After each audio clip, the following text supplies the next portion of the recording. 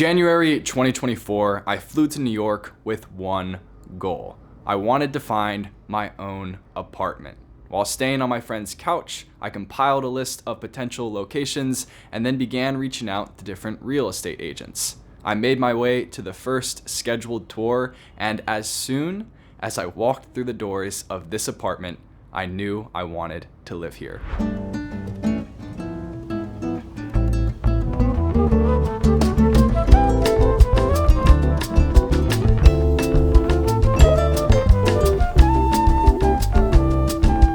The square footage of this apartment measures out to 220 feet, but that doesn't include the loft, and I pay $2,450 a month to live here. The ceiling stands 12 feet tall, which helps to make the apartment less cramped. A beautiful white brick wall stands behind my desk with currently just one photo hanging in the center. I took this photo on a JetBlue flight during sunset, and every time I glance at it during the day, it reminds me to always be thankful that I'm not sitting on an airplane. Beneath the brick wall rests a covered up fireplace.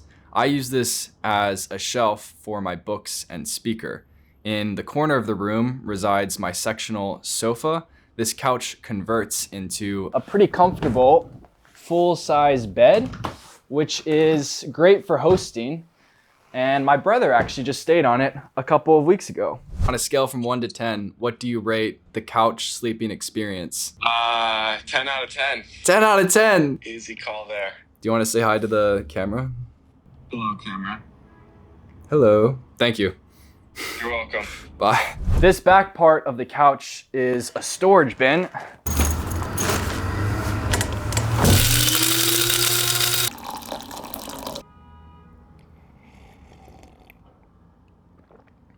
As a child, I gravitated towards bunk beds. At summer camp, I would always choose the top bunk in the cabin. This loft feels like an adult bunk bed.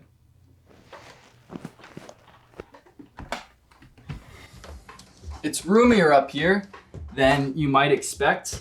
I can't quite stand up, but I can move around if I crouch a bit.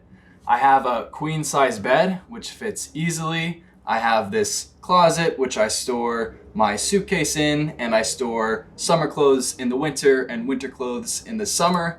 I hung up these wall cabinets from IKEA, which I use to store clothes and other things that I couldn't find room for downstairs. And then I mounted a TV on the wall over here, so I have something to watch. Whoever built this ledge did a great job because it's very sturdy. I like to use it sometimes as a pull-up bar. Let me move this. Get a quick pump in. Oh. A game I like to challenge guests to is a sort of floor is lava challenge. What I tell people to do is start on this brick fireplace over here and then try to get to the stairs without touching the ground. So I'll give it a shot now.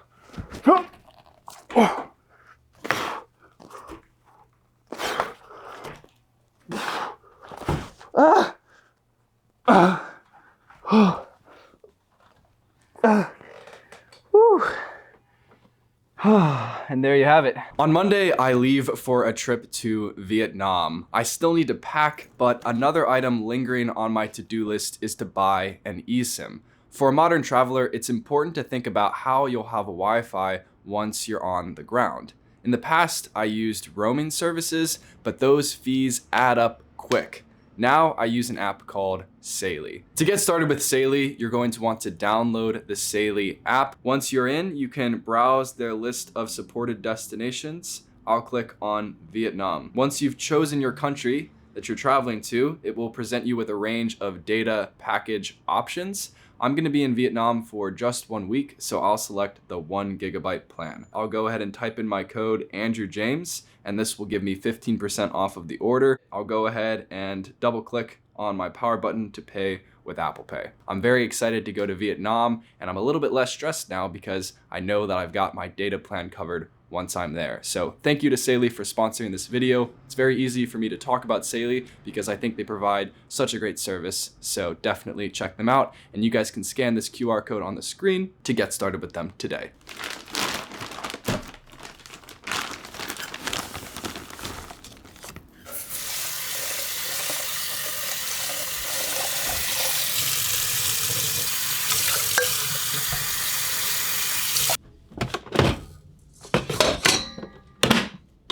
I've never worked in a food truck, but I imagine cooking in a van would be very similar to using this kitchen.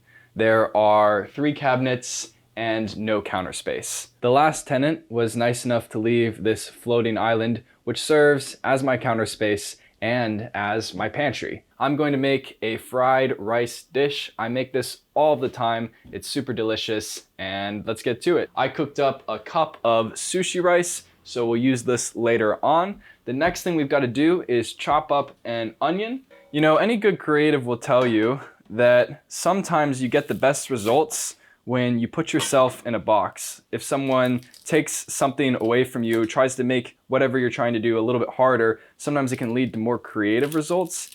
And I kind of feel that way about this kitchen. At first, I was really kind of disappointed by how small it is. But now that I've gotten used to cooking here, I really enjoy it. There's something kind of fun about cooking in a micro kitchen. 1 onion diced up. I'm also gonna chop up a couple of green onions. I'm gonna grab my wok, and I'm gonna put a couple tablespoons of olive oil in here. Once the oil's gotten nice and hot, I'm gonna drop the onions in. And I'm just gonna cook these onions for a couple of minutes until they're translucent. These onions look good to me, so I'll turn the heat off, and I'm gonna drop these back into the bowl.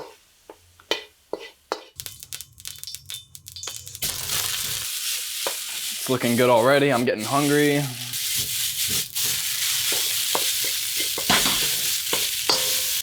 So once the rice starts to get a little bit golden, that's when I add back in my onions. Then I'm gonna pour in just a tiny bit of sesame oil, just a little bit. I'll go ahead and add in my green onions now, just right on top. And then I'm gonna take my soy sauce and I'm gonna pour it around the circumference of the wok, letting it kind of drizzle in.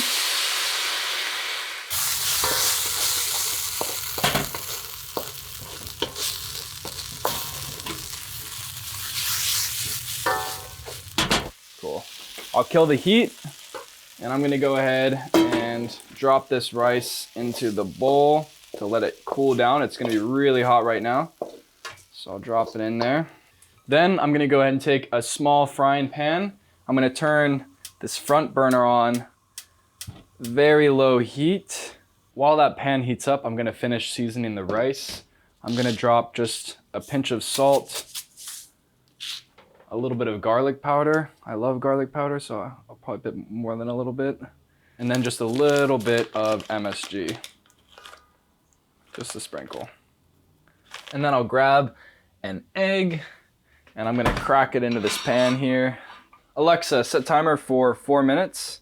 4 minutes, starting now. Perfect, there we go. I'll go ahead and slide the egg off the pan. That is a quick and easy fried rice and egg dish that I eat, honestly, sometimes almost every single day. I'm not even gonna lie to you guys, it's good.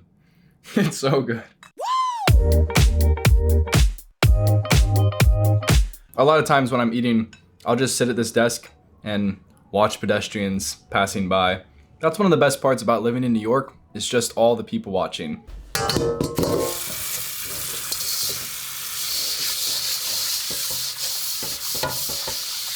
Behind the kitchen, I have my main closet. This is where I store mostly just my clothes that I use on a day-to-day basis. And then to the right of the closet, I have these shelves that line the wall beneath the ladder. Someone must have installed these maybe when they built the loft, but I use these shelves to store hard drives, equipment, and other miscellaneous items. There's a few more hooks over here where I keep my pots and pans.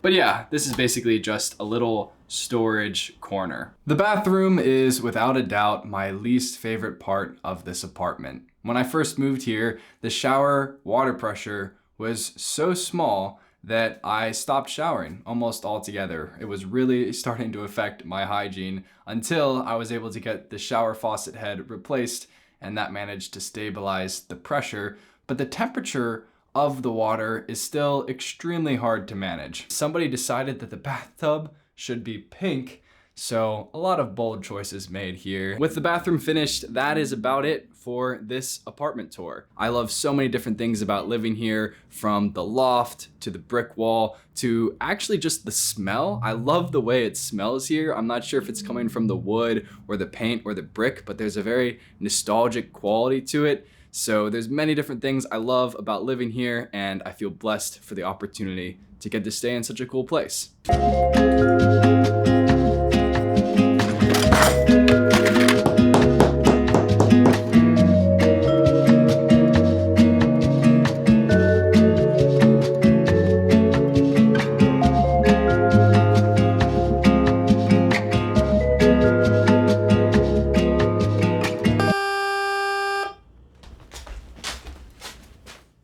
What's the password? Banana Republic. Hello. Come in. Alright everyone, so this is my girlfriend Kira. Hi. Wait, what am I supposed to say? So Kira and I met in New York, and one of our favorite things to do is just explore new parts of the city together.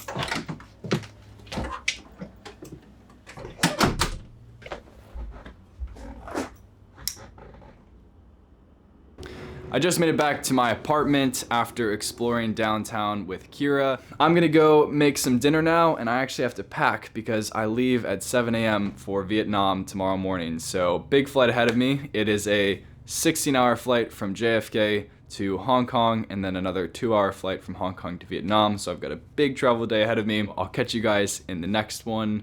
Peace.